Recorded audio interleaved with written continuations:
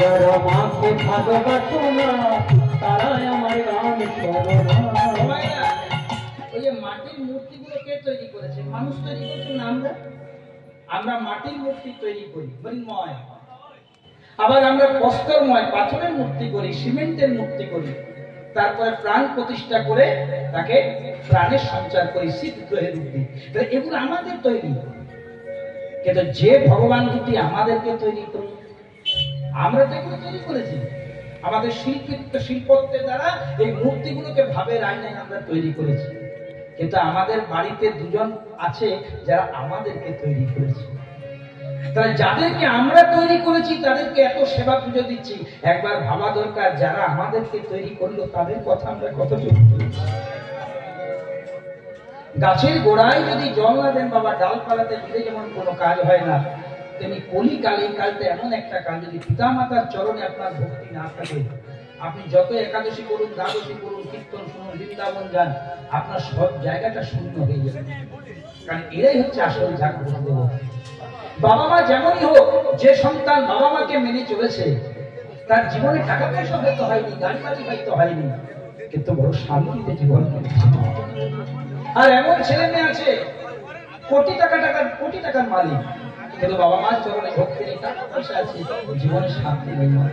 ওই দেখো আমি নাম গানটা গাইতে গাইতে দুটো লাইন বলে দিলাম, যারা মাকে ভালোবাসো না তারা আমার যারা মাকে ভালোবাসো না তারাই আমার গান শোনো না। যারা মাকে অবহেলা করো,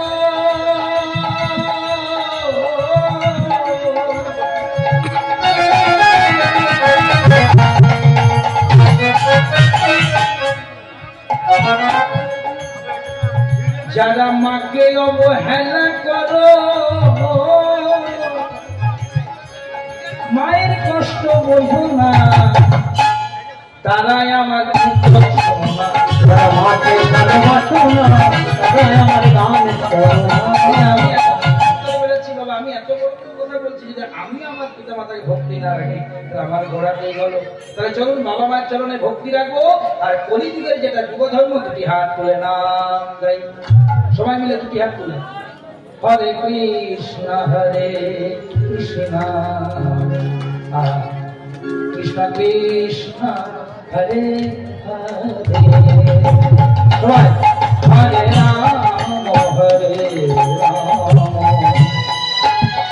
রাম রাম হরে হরে, হরে কৃষ্ণ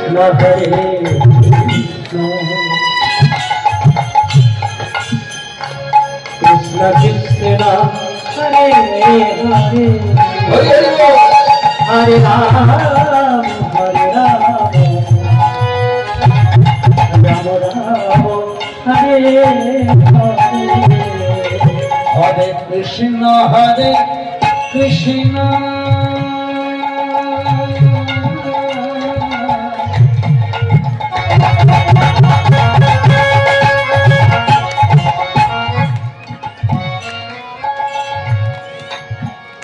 কৃষ্ণ কৃষ্ণ হরে হরে, হরে রাম হরে রাম,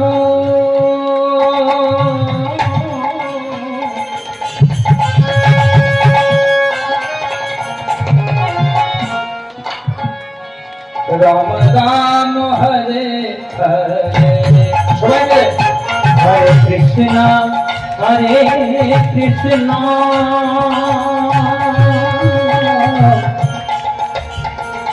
কৃষ্ণ কৃষ্ণ হরে হরে, হরে রাম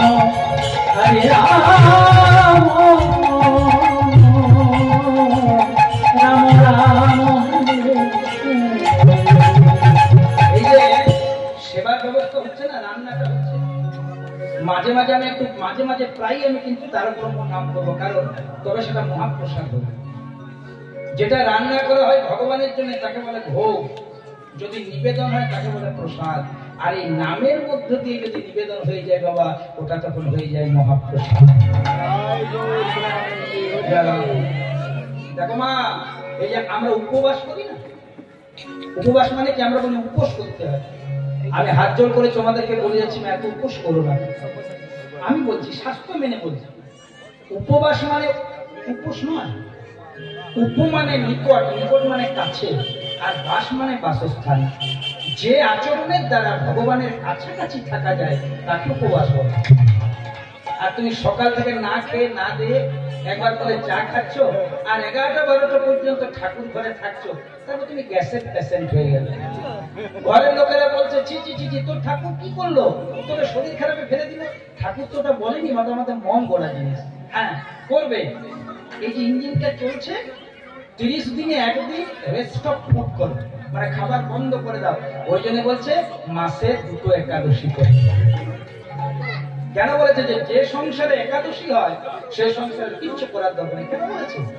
আমাদের সনাতন হিন্দু ধর্ম সায়েন্স যদি ভালো করে মানেন, 15 দিন পর পর দেখবেন একাদশী। তাহলে আপনি 15 দিন পর পর খান, সোমবারে তো উপোস দেওয়ার দরকার নেই, মঙ্গলবারে দেওয়ার নেই, বুধবারে দেওয়ার দরকার নেই। যেদিন একাদশী করবে সেদিন কি আপনি নিজেকে মুক্ত রেখে চেষ্টা করুন নির্জলা থেকে বা একটু জল টল খেয়ে, ডাবের জল, ওআরএসের জল খেয়ে খাবারটাকে বন্ধ করে হরি স্মরণ করুন। আর একাদশীও করবেন আর 1.5 কেজি বড় বড় সাবুদানা খেয়ে দেবেন, এটা একাদশী হবে না বাবা, এগুলো হবে না। একরকম আপনাকে আচরণ করতে হবে। হ্যাঁ, আমার দলও আছে যিনি শুনিয়ে বলি একাদশী করেন আর 3 কেজি শসা খেয়ে দেবেন, অমন একাদশী করে কি লাভ? স্বল্পাহার আর স্বল্প ভাষী এটা সাধুর লক্ষণ, কষ্ট পাবেন না। সাধু চেনার কিছু লক্ষণ আছে, তার বেশি খাওয়া দাওয়া থাকবে না বাবা। যে দেখবেন এতটা খেয়ে দিচ্ছে, 52টা গাওয়া গিয়ে লুচি খাচ্ছে, দেখবেন সাধু হতে তার দেরি আছে। আপনি বলবেন খাওয়াতে রেস্ট্রিকশন, হ্যাঁ সাধন ভজনে যখন ডুবে যাবেন তোর এই খাওয়াটা তোরা থাকবে না। স্বল্পাহার, খাবার হবে অল্প, আর স্বল্প ভাষী, বেশি কথা বলবেন না। আর যতটুকু বলবেন ততটুকু নিতাই গৌর হরি হরি বল। ওই জন্য মহাজন বলছে, এই কথাটা শুনবেন একটু আসুন কীর্তন, যে সংসারে থাকতে হয় বিচার করে আর ভগবানকে রাখতে হয় বিশ্বাস করে। সংসারে থাকতে বিচার করে, উনি আমার বয়োজ্যেষ্ঠ, উনি আমার বাবা, উনি আমার কাকা, উনি আমার দাদা, উনি আমার গুরু, এই বিচারটা চাই, নাহলে তো অন্যান্য প্রাণীদের সাথে আমার ডিফারেন্স থাকবে না। তবে সংসারে থাকতে হবে বিচার করে আর ভগবানকে রাখতে হবে বিশ্বাস করে, যে হ্যাঁ ভগবান আছে। আমাদের আছে বাবা দুটো জিনিস, কিন্তু উল্টো উল্টো। সংসার করতে হয় বিচার করে, আমরা সংসার করি বিশ্বাস করি।